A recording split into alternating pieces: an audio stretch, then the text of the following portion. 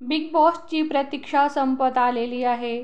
आता सध्या हिंदीच्या विषयी चर्चा जोरदार रंगलेली आहे आणि हिंदीचा म्हणजे जे सदस्य आहेत ते ठरलेले आहेत असं समजतंय.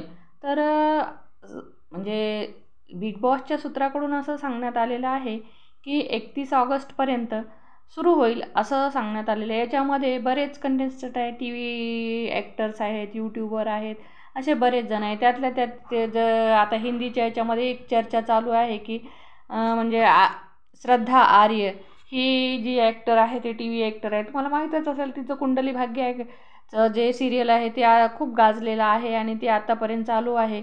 तर त्या सिरियलमधली ही म्हणजे अभिनेत्री आहे आणि तिचं पण नाव यामध्ये घेतलं जातं आहे. आणि दुसरी आहे मुनमुन दत्त. मुनमुन दत्तला कोण ओळखत नाही.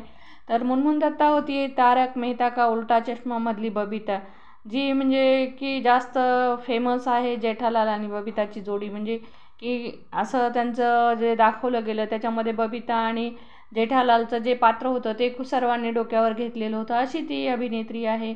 आणि म्हणजे असे बरेच आहे त्याच्यामध्ये. पूजा आहे आणि दुसरी म्हणजे करण ग्रोव्हर म्हणजे बिपाशा बसूचा नवरा, खुशी दुबे, असे काही बरेच ॲक्टर्स आहेत त्यांच्याविषयी म्हणजे कन्फर्म झालेलं आहे असं समजतं आहे.